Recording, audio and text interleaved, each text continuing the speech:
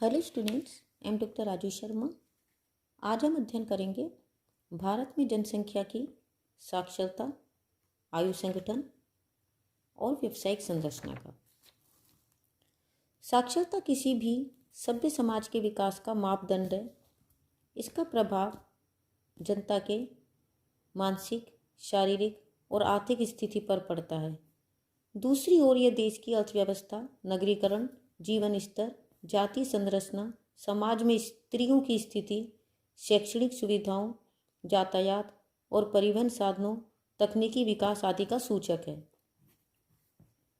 20वीं शताब्दी के आरंभ में देश में साक्षरता 5.35% मात्र थी, जो 2011 में बढ़कर 72.98% पहुँच गई।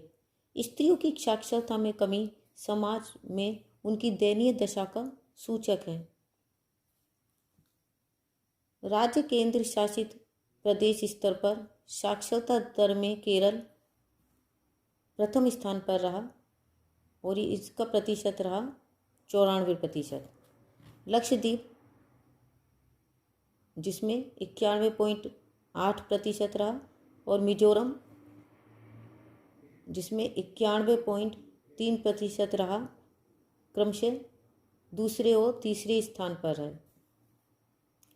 न्यूनतम साक्षरता बिहार राज्य में 61.8% दर्ज हुई और अरुणाचल प्रदेश में 65.4% और राजस्थान में 66.1% रही।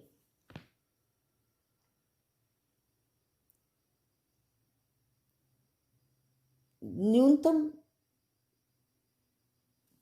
साक्षरता वाले इन राज्यों के अतिरिक्त कम साक्षरता जम्मू कश्मीर, आंध्र प्रदेश, छत्तीसगढ़, उत्तर प्रदेश, झारखंड, अरुणाचल प्रदेश, असम राज्यों में दर्ज की गई।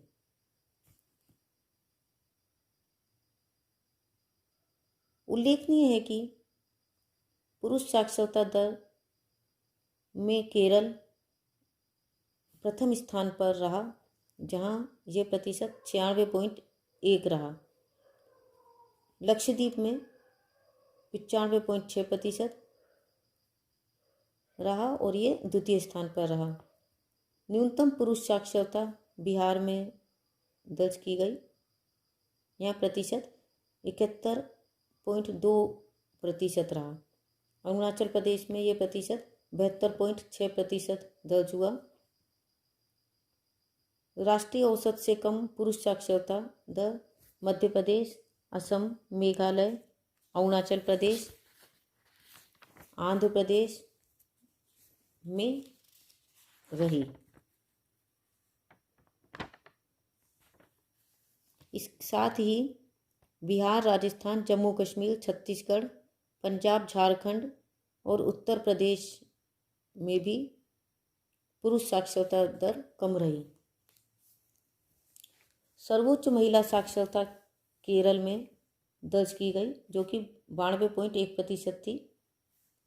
राजस्थान में 52.1% और बिहार में 51.5% रही, जो कि न्यूनतम महिला साक्षरता दर्ज की गई। राष्ट्रीय औसत से कम महिला साक्षरता दर्ज करने वाले राज्यों में ओडिशा,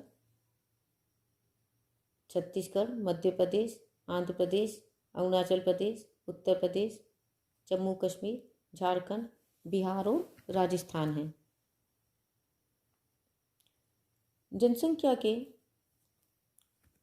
आयु संगठन के अध्ययन से श्रम शक्ति, आश्रित जनसंख्या, दीर्घायु आदि के बारे में जानकारी मिलती है। आयु संगठन की दृष्टि से जनसंख्या को 3 प्रमुख वर्गों में रखा जाता है। किशोर वर्ग, जिसमें 15 से कम आयु वाली जनसंख्या आती है। प्रौढ़, जिसमें 15 से 59 वर्ष की आयु, और वृद्ध, जिसमें 60 वर्ष से अधिक आयु वाली जनसंख्या आती है। इनमें प्रौढ़ वर्ग की उनमें प्रौढ़ वर्ग को श्रमजीवी वर्ग भी कहा जाता है। 2011 की जनगणना के अनुसार देश की 29.5% जनसंख्या किशोर वर्ग, 62.5% प्रौढ़ और 8.0% वृद्ध वर्ग में समाहित है।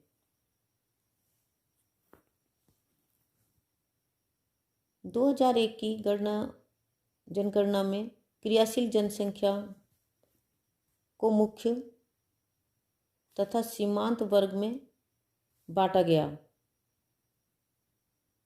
मुख्य कार्यकर्ताओं को 4 वर्गों में रखा गया। काश्तकार, खेतीहर, गृह एवं उद्योग कार्यकर्ता और अन्य श्रमिक। 2001 में देश की 36.8% जनसंख्या विभिन्न कार्यों में संलग्न थी।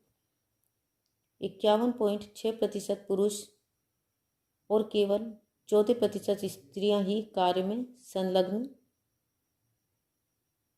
हैं। जनसंख्या की व्यावसायिक संरचना से यह स्पष्ट होता है कि देश की 2/3 कार्यशील आबादी प्राथमिक कार्यों में जैसे कृषि, पशुपालन आदि में लगी हुई है। कुल कार्यशील जनसंख्या 38.8% कृषक, 26.1% खेती और मजदूर, 3.6% घरेलू उद्योगों और 31.5% अन्य कार्यों में जैसे विनिर्माण उद्योग, परिवहन, वाणिज्य आदि सेवाओं में लगे हैं। 2011 में कुल जनसंख्या का 39.79% भाग कार्यकारी जनसंख्या था। हिमाचल प्रदेश तथा सिक्किम में यह सर्वाधिक था,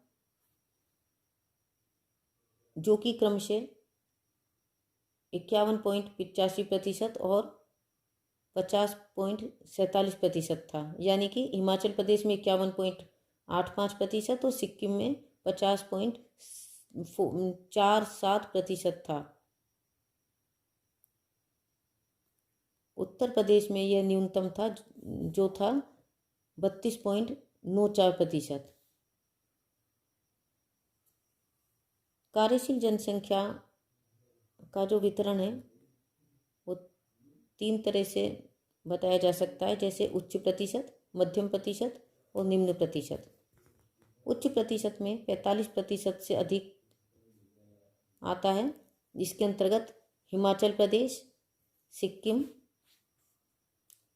नागालैंड, मणिपुर, आंध्र प्रदेश, तमिलनाडु, छत्तीसगढ़, दमन व दीव, दादरा नगर हवेली हैं।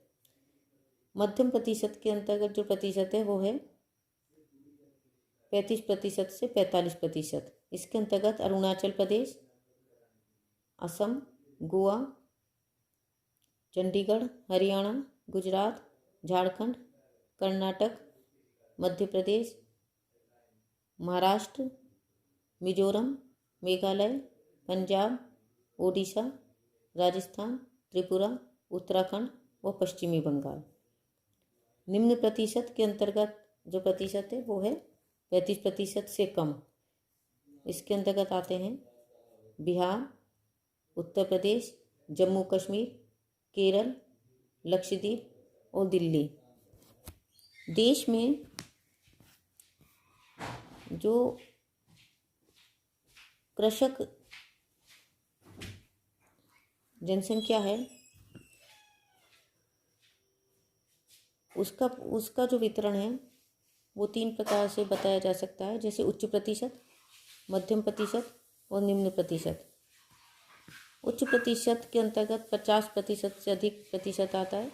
इसमें अरुणाचल प्रदेश, असम, हिमाचल प्रदेश, मध्य प्रदेश, मणिपुर, मेघालय, मिजोरम, नागालैंड, राजस्थान, सिक्किम, उत्तर प्रदेश, दादरा और नगर हवेली आते हैं।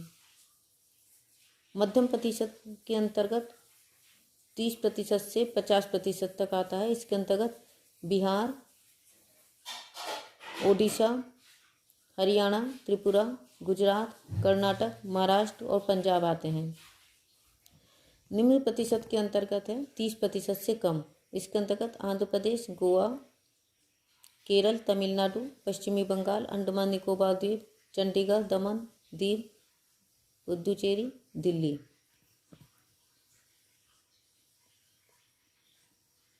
कृषक मजदूर है जो जनसंख्या, उसको भी 3 प्रकार से दिखाया जा सकता है, जैसे उच्च प्रतिशत, मध्यम प्रतिशत और निम्न प्रतिशत। इसके अंतर्गत उच्च प्रतिशत में 25% से अधिक प्रतिशत वालों को शामिल किया गया। इसमें आंध्र प्रदेश, बिहार, तमिलनाडु, कर्नाटक, ओडिशा, महाराष्ट्र, केरल, पुदुचेरी आते हैं।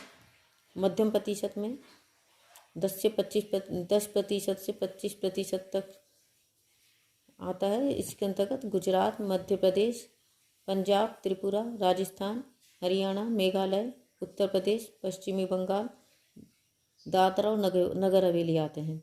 निम्न प्रतिशत के अंतर्गत 10% से कम प्रतिशत है। इसके अंतर्गत अरुणाचल प्रदेश, गोवा, हिमाचल प्रदेश, मणिपुर, मिजोरम, नागालैंड, सिक्किम, दिल्ली, दमन व दीव, चंडीगढ़, अंडमान और निकोबार द्वीप आते हैं। घरेलू उद्योग जो श्रमिक हैं उनका जो वितरण है वो 2 प्रकार से दिखाया जा सकता है, उच्च प्रतिशत और निम्न प्रतिशत। उच्च प्रतिशत में 5% से अधिक प्रतिशत आता है। इसमें आंध्र प्रदेश, मणिपुर, पश्चिमी बंगाल, अंडमान और निकोबार द्वीप समूह और लक्षद्वीप आते हैं। निम्न प्रतिशत के अंतर्गत 3% से कम को शामिल किया गया है, जिसके अंतर्गत अरुणाचल प्रदेश, असम, बिहार, राजस्थान, पंजाब, गुजरात, हिमाचल प्रदेश, कर्नाटक, त्रिपुरा, मेघालय, मिजोरम, नागालैंड, दादरा और नगर हवेली, दमन व दीव, पुदुचेरी, चंडीगढ़ और सिक्किम आदि आते हैं। और अन्य श्रमिक जो जनसंख्या है व्यावसायिक संरचना के आधार पर उसे 3 प्रकार से दिखाया जा सकता है, उच्च प्रतिशत, मध्यम प्रतिशत और निम्न प्रतिशत। उच्च प्रतिशत में 50% से अधिक आता है। इसमें गोवा, केरल और सभी संघ शासित राज्य, जिसके अंतर्गत दादरा और नगर हवेली के अतिरिक्त। मध्यम प्रतिशत में 30% से 50% तक आता है, जिसमें अरुणाचल प्रदेश, असम, गुजरात, हरियाणा, कर्नाटक, महाराष्ट्र, मिजोरम, पंजाब, सिक्किम, त्रिपुरा, तमिलनाडु और पश्चिमी बंगाल आते हैं। निम्न प्रतिशत के अंतर्गत 30% से कम आता है। इसके अंतर्गत आंध्र प्रदेश, बिहार, हिमाचल प्रदेश, मध्य प्रदेश, मणिपुर, मेघालय, नागालैंड, ओडिशा, राजस्थान, उत्तर प्रदेश, दादरा और नगर हवेली आते हैं। तो बच्चों, इस प्रकार से आज हमने भारत की जनसंख्या की साक्षरता, आयु संगठन और व्यावसायिक संरचना का अध्ययन किया। आज के लिए बस इतना ही। Thank you.